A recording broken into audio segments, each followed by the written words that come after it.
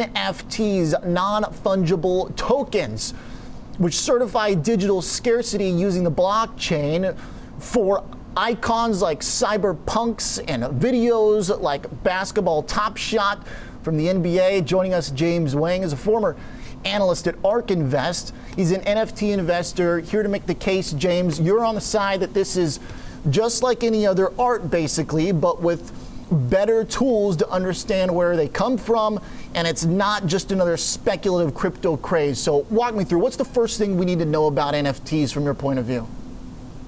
Hey, Oliver, it's so great to be back. The most important thing I think people need to understand about NFTs is to kind of think back on Bitcoin 2010, Ethereum maybe 2018. Lots of people, very smart people, treated those things as speculative bubbles, as things that had no intrinsic value, and did not care to understand them and were on the other side of the trade. And now I think we clearly see that they were on the wrong side of the trade. So I think the first thing people need to do is at least to be open-minded about them and not just to write them off as another crypto gimmick.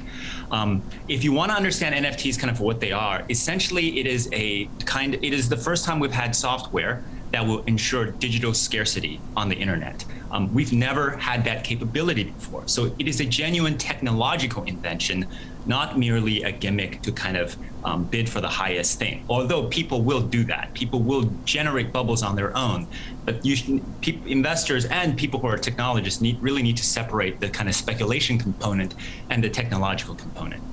Here's, James, where I immediately kind of run into trouble with the logic here of some of the prices. Again, as far as digital scarcity for things and the potential use for NFTs as kind of as a vehicle, it seems like there's some interesting cases. But in this moment, we've got people paying millions of dollars for these crypto punks. I can copy paste a video of a basketball clip that I can see on YouTube. How are the prices moving so quickly if people are not getting ahead of the potential demand? So this unique thing you're describing, how do we know if we need it? It seems important. It's definitely unique, the technology, but how do we know if we're really going to need it over time? I think there's definitely a little bit of a short-term speculative bubble going on right now because it's so new and because the prices are going up so quickly. And of course, lots of people have been minted kind of crypto millionaires due to the recent run with Bitcoin and Ethereum, that they're just looking for places to kind of speculate even harder, if you will. So it's not to say that there are not certain bubbles right now. Whether you need it or not, whether you want to pay, $10,000 for a CryptoPunk or a few $100s for a Top Shot kind of clip, that is entirely up to you. You don't let other people set the prices for you, but do not write it off. As for why are they worth this much when you can just copy a version, you can download the same clip. You can go to the Louvre and take a high resolution picture of the Mona Lisa and hang it on your wall, and that is not worth anything. But it could give you the emotional satisfaction, but it probably won't either. The Louvre's original Mona Lisa is still worth that much because of proven authenticity. We can prove authenticity in the real world, in the world of atoms. Today we can, prior to NFTs, we could not prove authenticity in a decentralized manner for digital items. Now we have that mechanism, and I think the whole world, any company that has unique IP and unique content is going to figure out ways to actually use this to sell things uniquely, digitally on the internet. This is a far larger opportunity than just NFT tokens and art and things like that. Take, for example, Disney. How much content do they have? They probably have the largest treasure trove of content of any company in the world. Think of your favorite Star Wars character, your favorite Marvel character. There was no way to buy them digitally before. You could buy the toys, you could buy the DVDs. You could not buy anything digitally. Now they can sell it digitally and it can be guaranteed authentic, traceable, and unique copies. This is where I think it's interesting because it's, a kid who collected cards, right? Now you've got this Top Shot thing going. If we think about buying characters or buying clips or, buying representations of certain moments, it's interesting, James, but I also wonder from a digital side, how do we share these things? Am I just gonna you're gonna come over and I'll hold up my computer and sift through things and show you. I mean, when you had cards, you'd sit and you'd put them and you'd show, and I've got this thing. And if you don't have it, you can't see it. If you come over to look at my basketball cards and I've got the Michael Jordan rookie card, you can see it there, and you can't unless you go to the store and look at it. Even if I do have this clip or whatever representation, you don't need me to have it to see it, right? You can just look it up. So to me, it seems like the Top Shot and other things is just difficult to compare that to something that is physical. Same with the painting, right? I can take a picture of it, but nobody's going to pay me for the photo of the Mona Lisa. They're going to want to look at it. But if it's something else like the crypto punk, they can look up the same thing online. Mm-hmm. Oliver, you can see the Mona Lisa online right now. It would take you 2 seconds. You still want to go to the loop to see it. Of course, there are some resolution differences and tactile differences, but all this is coming. How do you see crypto NFT content? You can now. What's interesting is the latest sales from artists for crypto art now come with displays. They will actually ship you physical displays. The latest drop that happened on Nifty Gateway on Sunday, they will ship you a physical display if you still hold the art 2 weeks from now, and it's very nifty, kind of acrylic, very, very nicely presented display. So you can literally hang it on your wall, and when your friends come to your apartment, you can show it to them and tell them the whole story of how you bought this thing. Okay. And it is the original copy. Okay, so now we're kind of, it's like you've got the backing for it, but you've also still kind of got the traditional art. Jack Dorsey just sold his first tweet, or I don't know if he's actually sold it, but the bidding's like going up into the millions. For stuff like this, James, I buy a piece of art and I work with the artist and I know how much time he's put into it and his techniques that he's perfected over years of studying under other artists. For this, it's just a guy tweeted something. I mean, isn't at the end of the day for art in general, there's work that goes into it? I mean, these cyberpunks look like they just set an algo to churn them out and they're selling at 50, 60, hundreds of thousands of dollars. I mean, there was the effort and work behind. Isn't art supposed to have something like that behind it? I sculpt, I take months to sculpt, and I sell it? Definitely art should have such intentions, but debating art merits is also obviously a very slippery slope. I think it's better to view Jack Dorsey's first tweet as a collectible, right? What is a collectible? You could say a collectible is something that is both scarce and that has perceived value. And the first tweet ever on the whole Twitter network, I think definitely falls under the category of being scarce and desirable by some people. And you only need maybe 100 people or a handful of people who desire it for there to be a market for this thing. It's obviously a low liquidity, low supply market.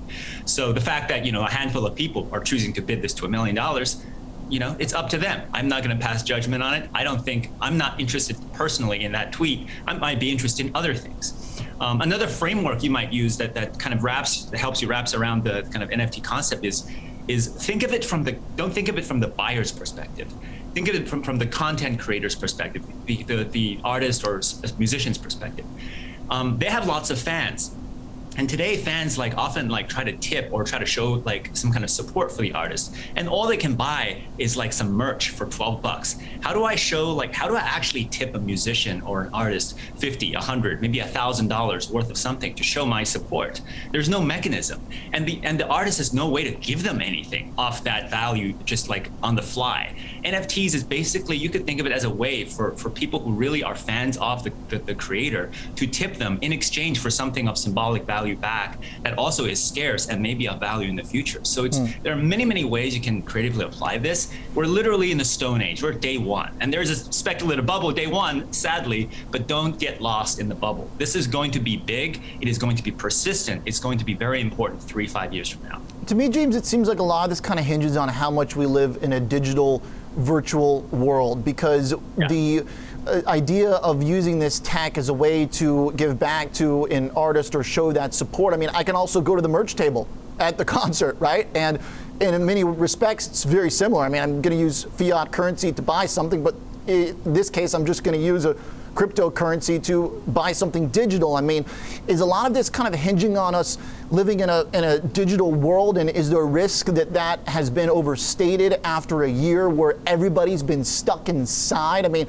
I'm a gamer, I think, as much as a lot of other people out there. I play too many games I'd rather, admit to. And I can kind of think about how in some of these games you can collect certain items. I can show you my cabin in Skyrim or whatever, and I can show you all the things I've collected, right? But that requires us to live in this sort of virtual world. Is there a risk that we've overstated the pace at which we're going there? We're not understating it. we're not overstating it, we're understating it, Oliver. Virtual worlds are the way of the future. We're not meant to like just be stuck in this world. We've been creating virtual worlds since the days of Homer, because the current world is painful, is limiting, and we cannot travel faster than the speed of light. That's why we create virtual worlds, to escape the bounds and the limits of physics, and it's highly desirable. If you just plot the percentage of time we spent in, call it, virtual environments, whether it's the kind of the verbal tales of Homer to the full VR realities of VR worlds, that share is increasing, will only increase with time. Now, Coronas was a one-step function, like push higher, but it's not this one time that will go back to normal. We're not normalizing back into more and more physical. Virtual is simply going to eat up the share of kind of the mind share of reality we have. NFTs is kind of another phenomenon that, there's the whole phenomenon of course, software eating the world. This is kind of internet GDP eating physical GDP. That's Stripe's motto, and NFTs are probably a huge super booster for that trend. Okay, for the GDP part, I'm still curious about the productivity. James, before you go, real quick, are there any NFTs you own you want to tell us about, or if there's a viewer interested in this, where do you point them to? Where's the marketplace to go and buy something if they want? Don't treat this as an investment, right? Treat it only if you like it. Nifty Gateway is the platform I've been using to collect some art from my favorite artists. Mad Dog Jones is one. He does fantastic art, kind of futuristic impressions of Tokyo. I really love his work, but go check it out on your own. If you're an artist, try mint an NFT. Learn about this space. Don't just write it off. Okay, all right. Appreciate it, James. Thanks for joining us. Thank you. Case well made. James Wang is a former analyst at ARK Invest. He's an early NFT investor.